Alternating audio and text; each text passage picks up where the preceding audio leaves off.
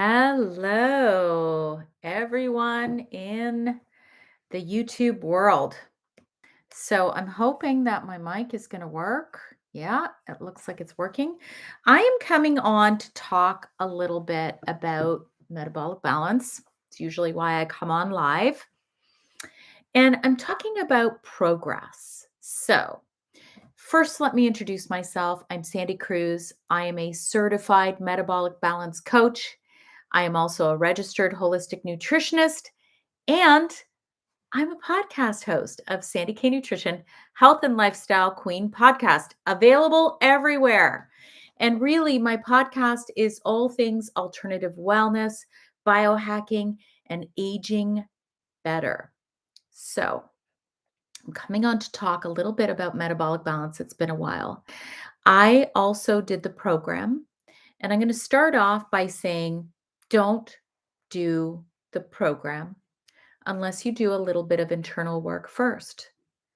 What got you here in the first place?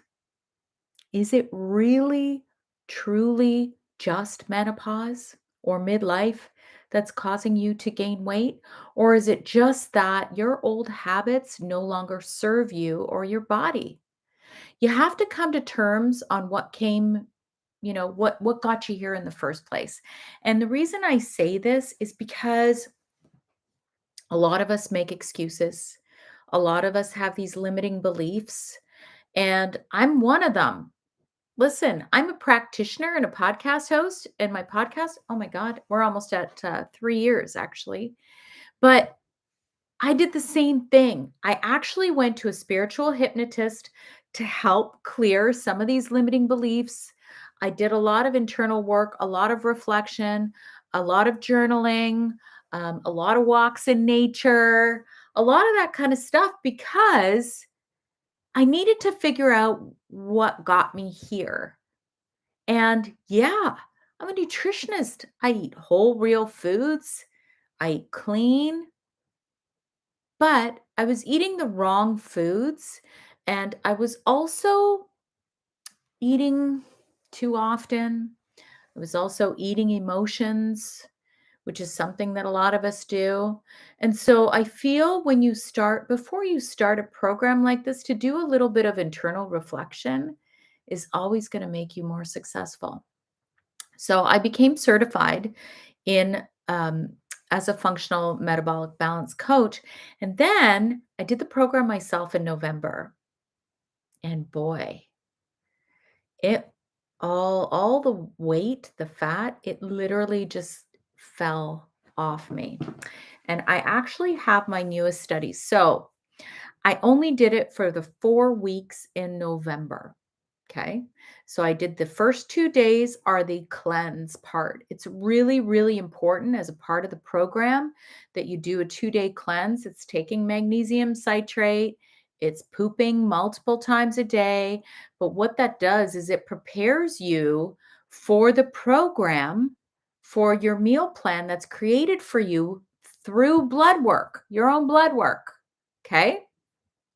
So, and people ask, well, what does this blood work show? Well, it provides you with what's going on, with your cholesterol. It doesn't provide you with it. It provides the algorithm for metabolic balance to provide you with a meal plan customized for you and your blood work. So it checks cholesterol, it checks a bunch of other markers, including your glucose. It checks your inflammation markers. It checks your enzymes, all of these things. And then it provides you with a meal plan based on your goals, your blood work, and then also, if you have limitations, allergies, things like that. So that's how it works. First 2 days of the program, you're on that cleanse and you're pooping. And what that does is it really helps to eliminate your body, eliminate the cravings, and it prepares your body just so that you're not as hungry. It's really important. So I did the 2 days. I did 2 weeks strict on the plan. And during the first 2 weeks of the plan, they do not want you to exercise. Go for nice, gentle walks. Sure. Don't go to the gym and don't do heavy cardio. Don't do any of that because that will impede your progress. Okay. For the first 2 weeks. Then also, you're not going to have any oils in the first 2 weeks. The food that you're going to get has its own fat, but they don't want you to have additional fats except for the ones that are in your food. So they're not fat phobic, trust me, people. And it's also not low carb. So, for example, one of the breakfasts that I had happened to be buffalo yogurt, which is super high fat and with nuts. Again, high fat. They just don't want you to go and, let's say cook your chicken in a bunch of extra oil. The reason they do that is it helps with um, lipid signaling in the body, right? So, um, people who are on this might be on this for many different reasons. And the biggest thing that I would say for you to know if this is right for you is, has your midsection gotten bigger? Have you noticed a bigger belly? Have you noticed that your waist to hip ratio has gotten really poor? So, waist divided by hip will give you a ratio. You want to be under 0.85. Okay. And this is really about body composition because there are many risks when our waist gets big, right? Like one of them is heart disease and visceral fat surrounding your organs. So those that's the main reason why you want to do a program like this. Okay? Has your midsection gotten bigger? Has your weight gotten away from you? Do you want a program that's yours for life? Do you want to have something that you can always fall back on and go back to the initial phases and do it again if you needed to? Now, I'm going to talk to you about my situation. So, from November 1st to the end of November, I actually did all 4 phases. There's 4 phases. There's a maintenance, there's phase 1, phase 2, and then there's just reintroducing everything back. So, I reached my first goal in that first month. I didn't have a ton to lose, but I mean, it was I was pretty happy. And then I had to go through Christmas. I had to go through New Year's. I had to go through my birthday. And guess what's insane, you guys? I'm still losing about half of a pound a week. And I'm not on a diet, but I have adopted certain really critical rules. I'll tell you the rules that I live by every day and I don't feel constriction. Okay. Number one, I eat only 3 meals a day. Okay.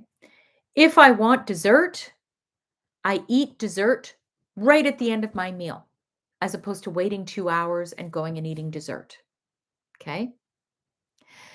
I always start every meal with 2 bites of protein. So here's an example I gave today, actually. A lot of times I'll make eggs and I will just do like a quick scramble. And then I have these really high fiber, lower carb um, wraps that I love. Well, I actually I actually was like, "Huh, how do I do this? Do I go and eat the eggs first and then like have 2 bites and then have the wrap?" Because the bread and the eggs are together, right? So you're not really separating the protein from the carbohydrate. So what I'll do is I'll make a wrap out of it. I'll add in a bunch of greens and there's a really nutritious lunch for me. So what I'll do is I'll have a couple of nuts beforehand and there's my protein. Why protein before? Not carbohydrates. You want protein. And the reason you want protein is going to give you that buffer for that glucose spike. Bottom line, there's enough research out there for you to check that yourself, but that's why you want to always have a couple of bites of protein first. So I try and follow the rule of mixing up my proteins, meaning, maybe for breakfast, I'll have yogurt.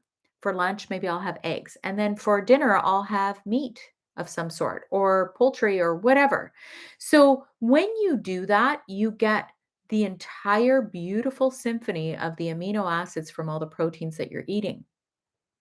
right? The other thing is when you're mixing proteins. So today, for example, if I had that egg scramble, let's say I wanted to add a bunch of cheese. Well, you're mixing two different proteins there, and your body will only absorb the lowest amino acid protein profile of whichever protein you're eating. You understand what I'm saying? And then whatever is left over, so there's going to be a bit of a leftover between, let's say the, let's say you have cheese with the eggs, and let's say the profile, amino acid profile for the eggs are here. And I'm just totally making this as simple as possible. And then the cheese is here. You're going to have leftover amino acids that can cause over acidification in the body. And then guess what that does? That can actually cause you to, for you to slow your metabolism. Your metabolism has to work harder in order to digest these two different types of proteins. So I try not to mix my proteins when I eat. It's just great. Like having 1 or 2 nuts is not a big deal. You know, if I'm eating like 2 nuts beforehand and then having eggs, not a big deal.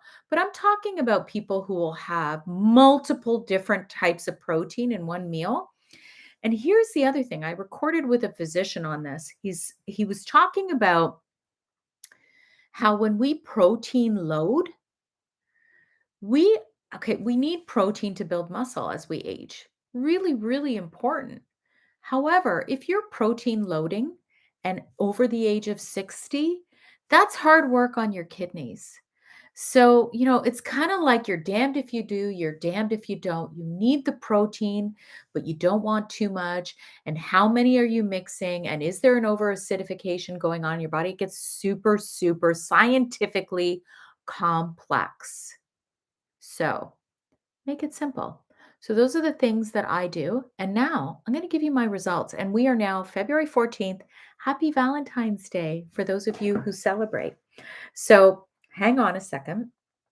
I actually have this here. So I have lost 3.7% total body fat, and I'm still losing. I'm not going to tell you guys how much I weigh or how much weight I lost. I don't think that's what's important here. What's important is fat loss. My BMI went down by 2.4%.